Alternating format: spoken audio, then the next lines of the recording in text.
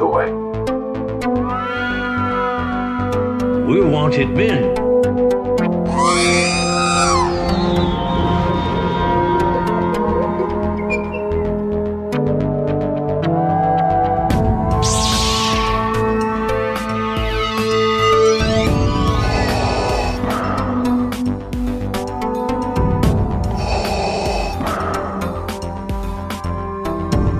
I have spoken.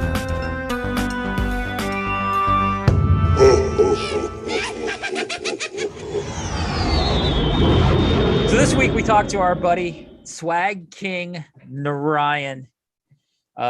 Just kind of go into his reasoning why he loves swag and just how it brings people together. And it's something that I've kind of learned, you know, coming up in the group and coming up in the Star Wars community, that not only is Star Wars an icebreaker, but swag is a good icebreaker to get people involved and to meet people. Yeah, and our conversation kind of changes my mind as to what swag is, because I've tried to make swag and I try to think, what would people want to collect? But it's really not about what people want to collect. It's what's a piece of swag that represents me and could be part of someone's collection. And that's Right. the way I should be approaching swag. Is exactly what's personal to you. And Yeah. that's 100% what swag is. You don't want to do, I mean, you want something that people want to collect, but it's more a outward expression of who you are as a collector is what it boils down to. Yeah, absolutely. So with that, here's Narayan. Ballroom. There are like 10 hotel lobbies. Actually, they're all interconnected underground. So the main was the Marriott Marquis, but like, yeah, it's essentially like the entire downtown connected up. You know, you don't even have to walk outdoors. Wow. Right. And imagine Peachtree Street, wall to wall people from one building to the next building into the street for miles. That's I mean, it's an experience. It definitely is something really amazing. I can see Jason shivering. Yeah, not now. Yeah, maybe soon. Not in the age of COVID. But, No. I mean, it's so overwhelming to the senses, though. I mean, you're exhausted just looking around, and I mean, taking pictures of all kinds of cool stuff. But it's hard to imagine anybody getting anything done. Yeah, it's just kind of just the sights and sounds, really. So Maybe some year, if we ever get past this pandemic. Yeah, it's worth going to every couple of years, I think. You know, it's sort of like I put it right there at Renfest. Unless you're a cosplayer, I'd go every year. But you know, I put that in the same vein as Renfest. Every 2 to 3 years, I'm good. well, cool. So how do you guys want to do this? We'll just go into it. All right. Swag. You're recording, right? Mm-hmm. Yeah, obviously, because I had to click. Okay. Well, I found that I've been listening to some podcasts and they start pre-recording and then it kind of just boom goes into it. Sort of the same thing we've been doing. But yeah, I'll just introduce you, and because we're gonna basically come in out of a break or something and do this. Excuse me. Bless you. Thank you. But yeah. Do you need me to be downstairs at all for anything? No. Okay. We haven't. I mean, I don't know if Jason's. There's no video, I know, but wasn't sure if there's something you needed to see. Well, Jason's been using the video, but I think what we're gonna start. I think what we haven't even talked about it, but I think we're going to start highlighting it instead of throwing the whole thing off. But I don't know. We still need to figure out what we're doing. Yeah, we can cut it down to 10 minutes. Anyways. Anyway. So, yeah. All right, let's get going. Hey guys, we've got hold on. Narayan, how do you pronounce your last name? Like Naik. Okay. I always want to ask him. Naik. All right. Hey guys, we've got Narayan Naik with us, and we are going to talk swag. He is the anointed swag king in Georgia actually in the country. world. Yeah. And he did, yeah, it's a name he's earned and he keeps, and it's definitely he earns it because he is the swag king. Narayan, how you doing today? Pretty good, guys. How are you? We're good. Yeah, we just wanted to have you on because swag is like I said, you've become known for swag. There's stories about your swag and your kindness that comes with the swag, and we wanted to have you on and talk swag and see how it started and where it's going, and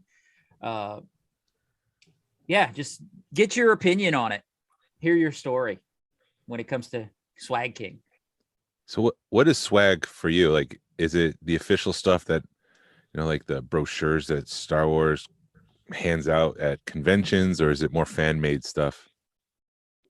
Like they used to do buttons way back in the day.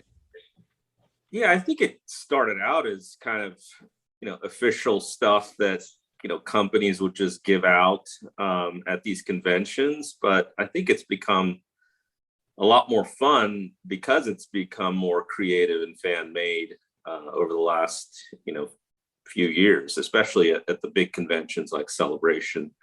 And I think the fans have really taken swag to a different level altogether. I mean, I think putting their creativity and efforts, to it, and it's probably fans can do stuff that I think that maybe the companies are probably too limited to be able to do because they may need to get approval and so forth. And whereas I think the fans, maybe they need to get approval, but a lot of times, it's just creativity at its finest. So I think that's what makes it fun. How did you start with swag? I mean, because it is the thing I've always said about you, Narayan, is you go to your house and you've always got swag. We have a party, you've got swag. It feels like, if you go to Narayan's house to see his collection, you will walk away with something to remember that day. What got you started in it? So I think the first time I saw swag in earnest was probably like Celebration. I want to say Celebration 5. And, of course they've had, again, had those kind of corporate swag, little giveaways with, whatever the company's name or stuff on it. But when I first started seeing fan-made swag, that's kind of when I fell in love with it because, it's just kind of a cherished memento of a meeting of, somebody a personal meeting somebody for the first time, and that a way to just remember them. And I was just amazed the first time I saw it, was that, people were giving this out essentially for free. And, and it was just like, some of it was just better than the stuff that they had in the store, the official store. I think, originally the Celebration track, collecting track at Celebration, they'd be giving out, their giveaways. And that was really cool to see. I think I picked up, I think I missed that on the cereal boxes, but I remember picking up the first Star Tots and thought those are really cool. And they were just giving those away just for attending the panel. And I was just like, man, this is like really good quality stuff they're giving away. But at the same time, while I was waiting in line, like people were just exchanging things like patches and buttons and stickers and all sorts of stuff, and some of it very personalized. Some of it with like a website name of that person or, some unique design they made. And a lot of times just handmade stuff, before, you could even make this stuff online. A lot of it was, you had to take a lot of effort to make this. And it was just such a cool thing. And like I said, it was so much more creative than like the official stuff that was ever available at Celebration. And it used to be, you could make a checklist of all the swag that was out there for like a Celebration and kind of know what to get. But now that's, I think, nearly impossible because not everyone's doing it. There's 10,000 people, but enough people are doing it that it's impossible to keep track of. But I think that's the fun of it. You don't know exactly what's out there, and people are just getting more and more creative every year. Yeah. So what is the most creative piece of swag you've ever seen, or your most favorite that, you thought that was creative? Oh, that's a tough question. I really have come to love the swag that's there's two main areas of swag that I've come to really love. And one is like the handmade stuff that just there's no way to make it, by a company. You have to completely make it by hand, and there's a few people that have made swag like that. I think they're trademark. I think Amy Schoberg from the Seattle group, and the Hilario family, Hector Hilario and his family, Julie and Sam. They've always made like this handmade swag, and it's very creative, very unique for the occasion. And I always love to see what they always come up with. And the second category is kind of what I've termed themed swag. And that's kind of where people make multiple pieces of swag that are kind of related in some way. And I think the first one I remember distinctly, and I remember thinking, oh, I've got to try to get this, was that beer patch set from Celebration Orlando, the Twin Suns Brewery set. I think most of the members from the Indiana group did. And it was, a multiple like cantina characters, with a similar design, but each had a different character on it. And then if you got them all, you got like an extra bottle cap set, with display, which I thought was really cool. And it turns out the sponsors even got, even more related stuff to that, where I think they got like a bottle opener, a little glass, a glass, and even a 6-pack for like beer labels. And I was able to actually pick up some of that sponsor stuff over the years as well. So I just thought that was a great way of doing it.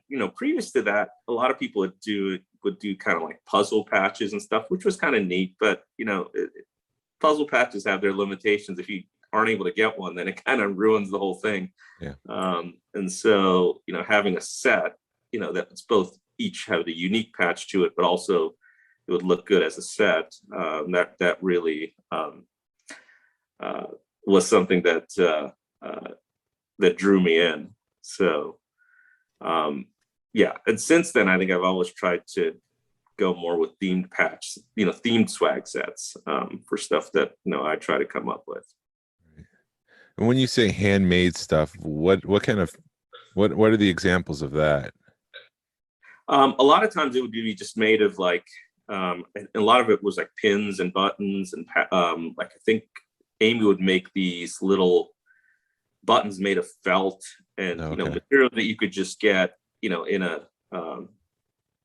just in a hobby store, and people would have these pinned on their lanyards, and some of them would be like characters she created out of whatever material she had, and even like handmade little pins and buttons, rather than something that's like pre-printed or something like that.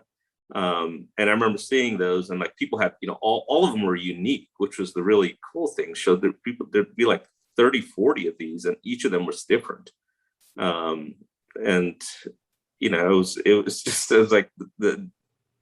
was just staggering to me to think that somebody put that much effort in, for something they were giving away at Celebration, just as a memento. And like I said, a lot of it was better than the stuff people were paying money for. And so that was a great inspiration. Yeah, I love that. The handmade stuff to me is where it's at, because I've had people hand me little bottles of liquor with an Ewok basically made around it, and then Hector, for the summer social, they made some incredible swag. They were giving out moonshine, which is always good. And then that's with the Georgia Club, we made the 21 and over swag, and then we had the But yeah, there's a story that, just going back to how swag, connects people, that our buddy David always says about you, how y'all met.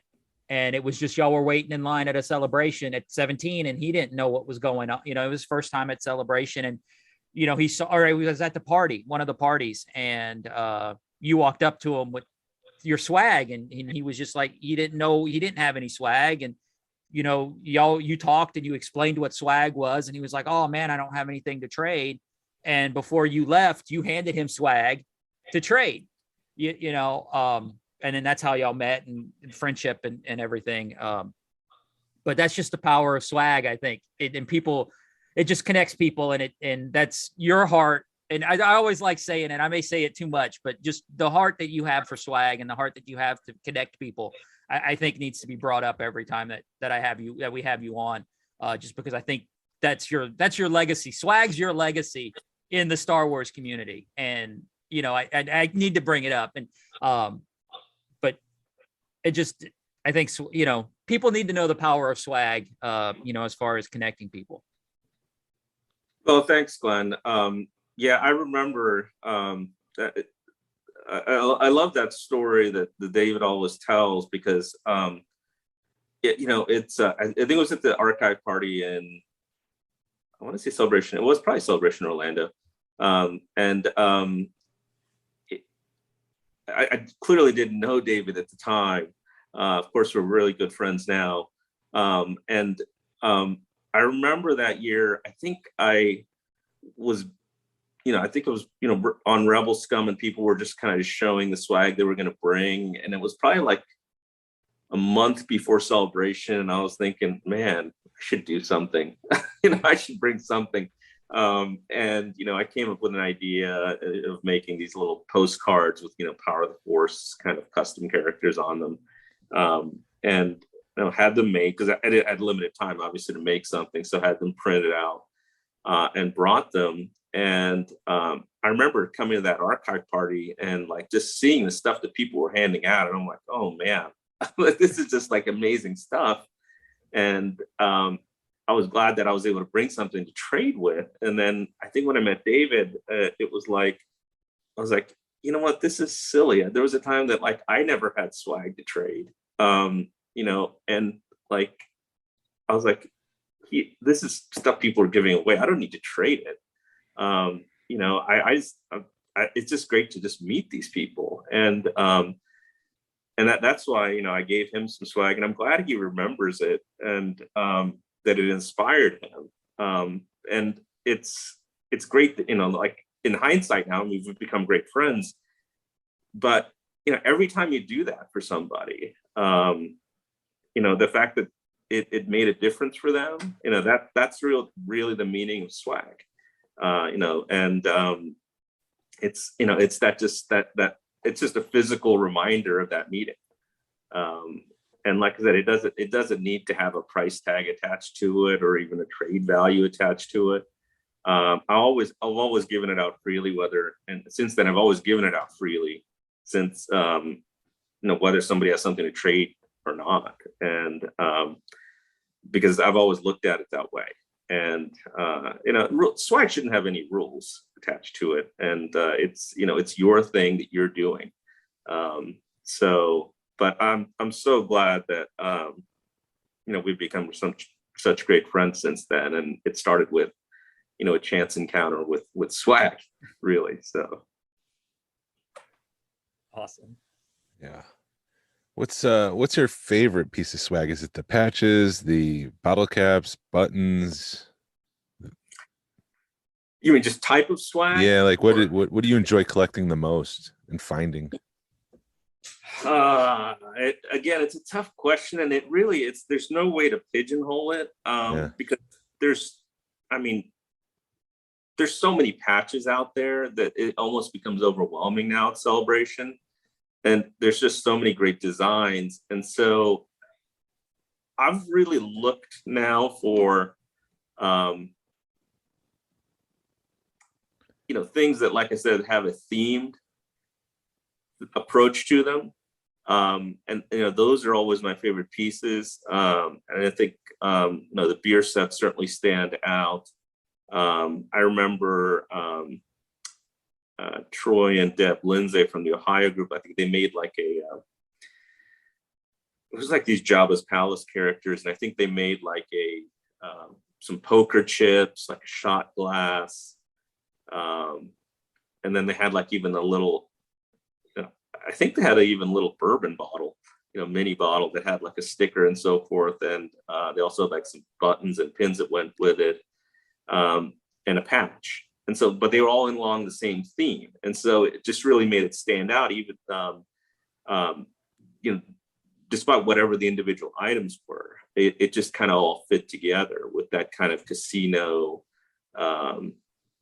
gangster type theme that they had going for that particular swag set. So I always love that sort of stuff. As you know, I'm a big fan of bottle caps just because they're so easy to make, and so they're relatively inexpensive, and you can make all sorts of designs with them. So bottle caps seem to be really big at that first, Orlando celebration, at that Celebration Orlando. And, I think I was inspired by seeing the stuff that people came up with, I think mainly from the Seattle group and the DC group then. But it really changes every year. Every celebration, there seems to be like one hot type of swag, whether it's, in the past, there were these, obviously the puzzle patch sets, and now it's become more of these themed sets, whether it's the brewery patches, or, somebody made some like an Ewok set. Of course, we're coming out with our ice cream set, for the next celebration. And I think that's kind of been the going trend.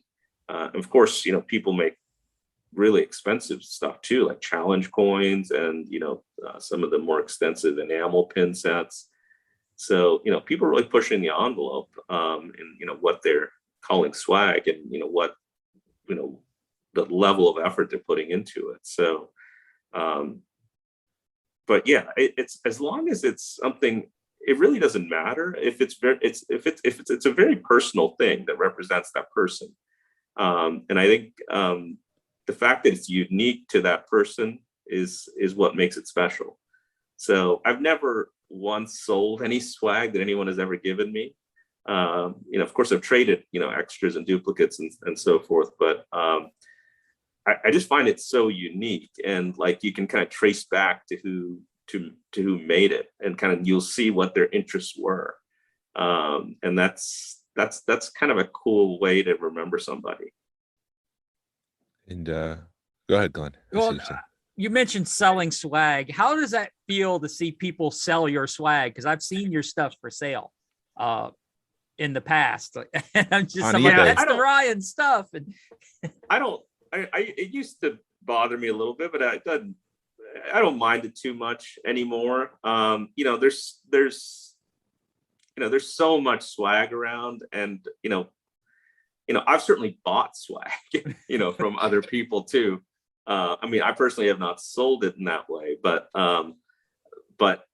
yeah, it's, I'm sure there's a value assigned to anything that's limited, really. So, and swag is probably more limited than the official items that are out there, because it's a custom made, fan made item. So, and like I said, the quality of some of them are just as good, if not better, than the production items that are out there. So it doesn't bother me. It's an item I gave away freely, so they can do what they want with it at that point. So, but yeah, I think I've, as long as, somebody's not taking like, 10 pieces of swag and then selling it for some huge profit, it doesn't bother me. As long as I can distribute it to each person that I feel, should get it. So, but after that point, I think it becomes a point where there's so much of it in everyone's collection that sometimes people feel the need that they need to let it go. So, well, if you give me a moment, I just need to close down my Etsy store filled with Most Atlanta Cantina products.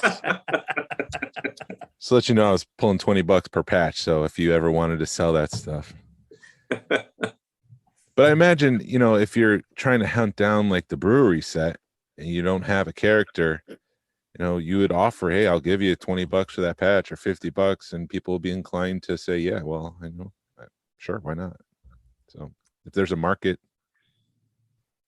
Sure. And, I think we've done that too, but, done it more towards, kind of a charitable opportunity. If we have, a full set that we will have, then, if people are willing to pay money for it, let's give that money to charity. So yeah, that's totally fine. I don't have a problem with that. Like I said, I personally don't sell any swag when I'm giving it away at Celebration. If people have something to give me in return or trade, that's fine. If they don't, that's still fine. But everyone, has their own rules on this stuff, and they know how much they've spent on it and how much effort they've put into it. So again, there doesn't have to be, any rules attached to it. So now, I don't know if you would know this or not. In the swag community, do people have problems with the dollar amount that people put into swag? So if you're, patches are more expensive than small buttons, and it seemed like there's people who only traded patches for patches. I mean, is there really a big problem with people saying, I don't want to trade with you because I don't like your swag? I personally haven't noticed a huge problem. I'm sure there's people that do that. Yeah. I used to think like, the swag trading that, the collectors did on the show floor and the collecting track was a big deal. And then I finally went to like a 501st swap, and that's just nuts. I mean, there are like literally thousands and thousands of patches that people are swapping. And, the quality of some of these was just incredible. And as soon as I saw that, I was like, well, this is just, forget about being a completist or it's just, there's just way too much out there. But yeah, I'm sure there's people that will only trade patches for patches or whatever, but I've never looked at it that way. And like I said, it's really how you look at swag, and whether you think of it as a piece of merchandise or as a remembrance of somebody. So if you think of it as the latter, it really doesn't matter. I never kind of look at it to, assign a value to swag, but I always look at it as like, hey, is this something that's just so cool I'd like to have in my collection? That's all I look at it in that way, and really as more of a reminder of that person or group of people. Right. If it's multiple pieces. So Yeah, and on that note, I think last Celebration I was following one of the swag Facebook groups or something, and there was a little girl that had handmade like a tablet or like a writing pad or something. It was inexpensive, but it was a girl that was trading them. And she had a couple of bad experiences, or one bad experience where somebody was like, I don't want your crap. And the guy was being a jerk to her.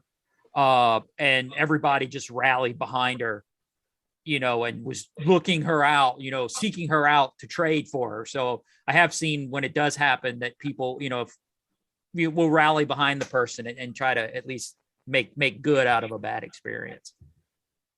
Yeah, I remember that girl. I have one of her notebooks. And that's a great story, because I think, look, in general, a lot of the people at Star Wars Celebration are great people. They're very friendly, great to know.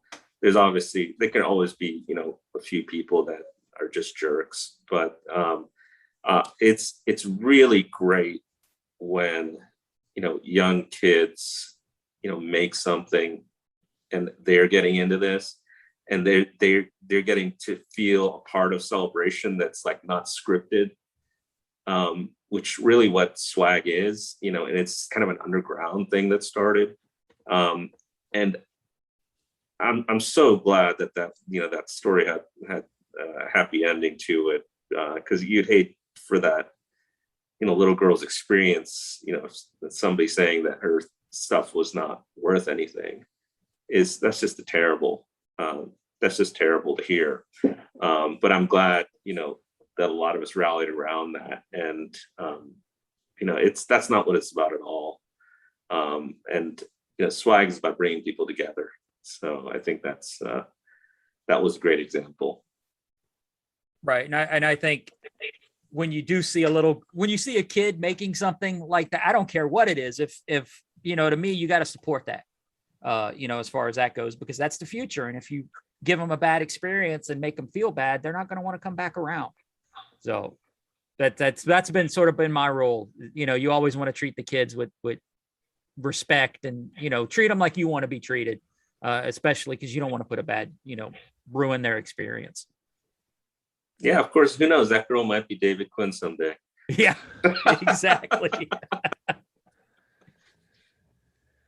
I think back to Celebration Chicago, the swag trading hour in that room was, I think, originally intent to trade the Star Tots, and then it just got overrun by all of the swag people just kind of infiltrating. I don't say infiltrating, but arriving at the same time and trading swag. That room was packed. Like, it was tough to make your way around it. It was a small room. And I think that's where I met you and TK for the first time, trading there. But yeah, the saturation of swag has kind of exploded. And I mean, is there too much now in your opinion? Or I'm sure you're going to say there's never too much swag, but it does raise challenges. It just means that you need a bigger room, right? You're going to need a bigger boat.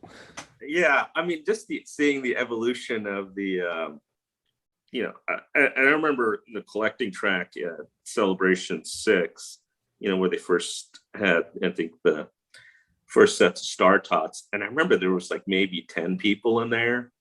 And because my sons were with me then, and we were giving out, my little mini postcard card backs, and people were trading Star Tots. But there wasn't a ton of people. And so people were trading swag, on the show floor and throughout the convention.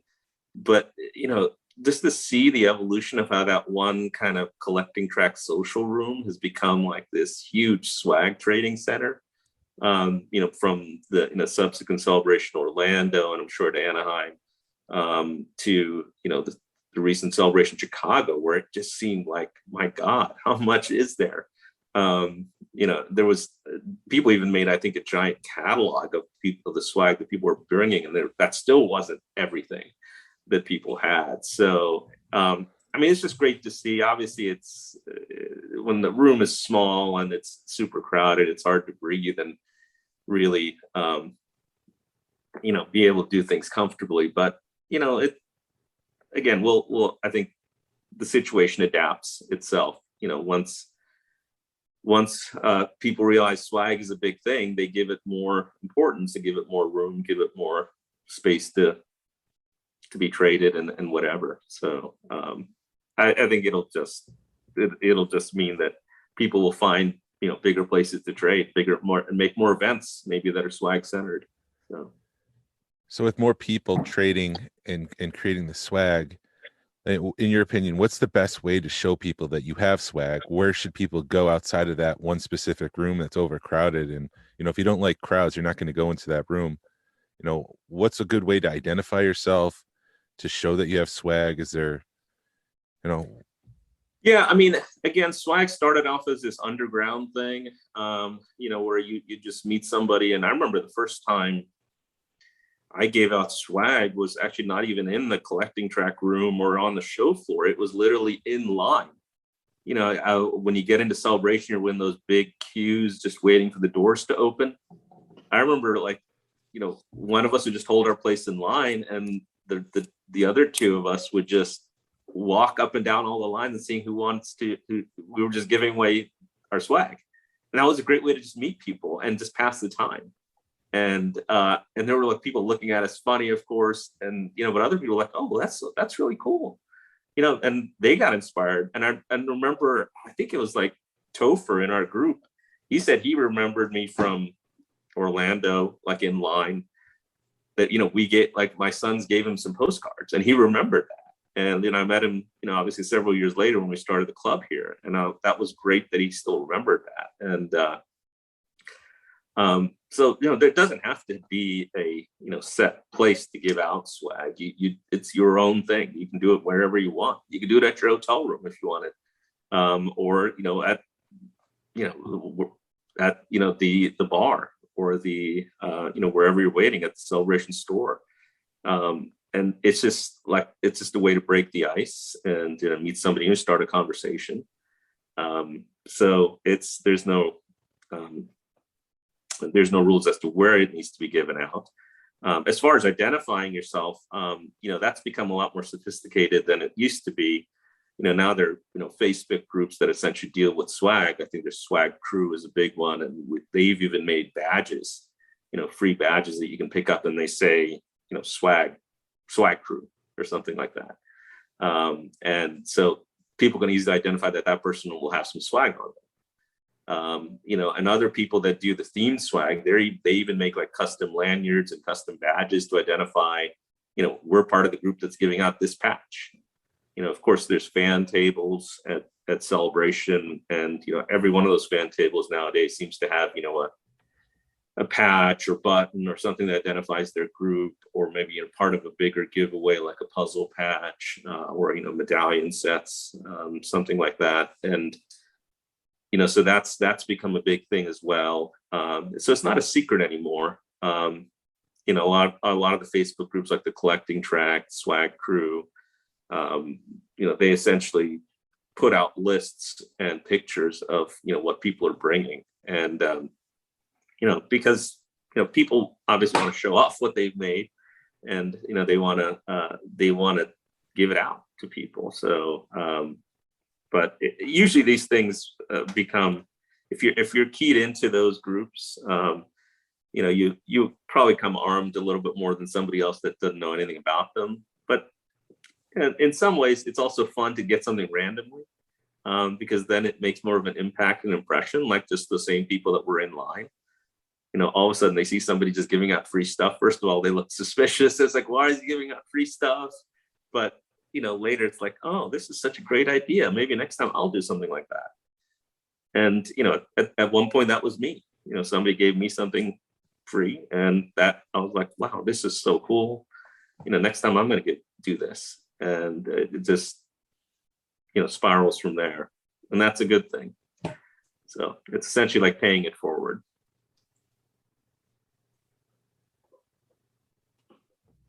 I have one last question. Glenn, do you have anything? So yeah. Some swag, and I'm looking actually right now at this Indiana Star Wars collecting community. The 5-year anniversary patch has the Lucasfilm copyright at the bottom. When should people try to get that, and how? Why would you want to get that? I don't think there's any rules per se to get that. The main thing is, I think if you're giving something away at your fan table, your collecting table, it does have to get Lucasfilm approved. So that's certain, like I think all the big puzzle patches, the big medallion sets and stuff. But some people do get that approved for even like their own individual group sets. It's not required. It is kind of a cool feature that they went to the trouble to get it approved, because obviously it has to, I'm sure there are certain guidelines to that stuff, and it may well be that they don't approve everything that's submitted in front of them. So yeah, it's just an extra cool feature. I think we've thought about it for doing some of our stuff, but like I said, I would say 95% of the swag that's given out that doesn't have anything that has Lucasfilm approval type stuff. And in some ways that some of that is even more fun, because it allows them to get a little more creative probably. But yeah, I don't mind either way, whether it has a Lucasfilm approval. But I think if it's given away at like one of your tables as an official giveaway, then it probably does need to get that approval and can have that stamp on it like that. That just goes back to that underground element. Yeah, I would actually prefer it. I like what you're saying, because you can get a little bit more creative without getting Lucasfilm's approval. I did think of something. How do you display it? Do you have any tips on displaying it? Because unfortunately, mine's all sitting in a box, and I have no real way. I haven't been able to figure out. Do you have any tips on how to display it? Yeah, I mean, there's so much of it now that's impossible to display all of it. A lot of people display it like on lanyards, if they've attached like a lot of buttons on their lanyards. Some people framed up patches, framed up bottle caps in different ways. That's always a nice way. I always like to display it along with the stuff that it kind of is related to. Like, for example, I have my collection is the cantina. I have, a set of just kind of drinkware and barware.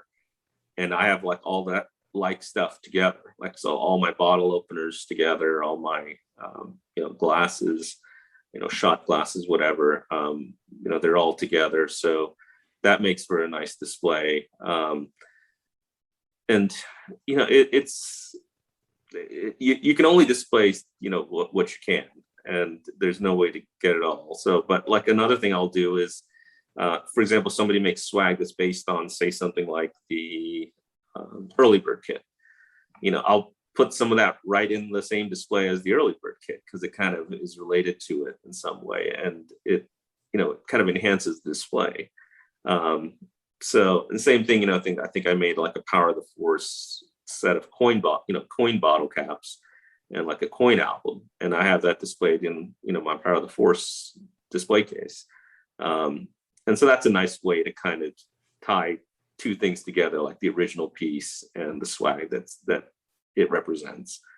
But yeah, there are no rules on displaying it. I've seen some amazing displays of stuff that made, even Jason with our ice cream set. We haven't even given it out yet, and he's made a great display, great shrine of that set in his own collection. So it's really what you like and what you put value in, and I think people put as much effort into displaying their stuff as they have the actual items, and that's what makes it great. Cool. Awesome. Anything else, Jason? No, not that I can think of. Awesome. Thanks for joining us, Narayan. Yeah. How can people find you? Yeah. How can people find you on Facebook? Well, they just look up my name. I know. Did you? Yeah. Don't you have a collection? Yeah. If they want to see IG? Yeah, they can see pictures of my collection at Moss Atlanta Cantina. I'm also on Instagram, same name, at Moss Atlanta Cantina. And, I just highlight pictures of my collection there, whether it's vintage items, modern items, swag, all sorts of stuff. I have them grouped into categories there. But of course, I'm in the Georgia group, Georgia Alliance of Star Wars Collectors, and definitely share plenty of stuff from my collection, swag related as well, on that page quite a bit. So tell everyone why you have that the Facebook Most Atlanta Cantina page. Wasn't it because you had so much you couldn't remember what you had, so you had to categorize? You have your patch folder, you have your pin folder. I think that certainly was part of it. It's kind of like my own checklist of what I actually own, so don't duplicate it, number one. But two, it's also just like a nice online kind of database that I can pull pictures from easily to post, because people are sharing stuff on Facebook and all sorts of groups, for different whatever, collectible of the week. And sometimes it's not handy on your phone, but I can always pull it out straight from that page if I've got it organized there. So that's another reason I've set that up. So awesome. Always thinking, man. You're always one step ahead. Yeah. We should do another one of these episodes as we get closer to Celebration and kind of go over, maybe like the stuff swag people are planning to bring, or or highlight the stuff that looks like it's going to be the stuff that people are really looking for. There Glenn goes. I'm His writing notes it down right now. Next April 2022, Swag. celebration happens. For Of course, nowadays celebration. people are making swag for not just the big events, but even small events. Like, I was so touched that people did it for our own summer social. Of course, we had our own swag, but people made their own personal swag to give away there, which was special. Yeah, I like this one. I was there, summer social. Yeah, that's a great button by Neil Mini. Yeah. Narayan and Jason, y'all have a great rest of your day, and you can email us smugglersgalaxy@gmail.com. Find us on Instagram and Facebook. This is the way. This is the way. This is the way.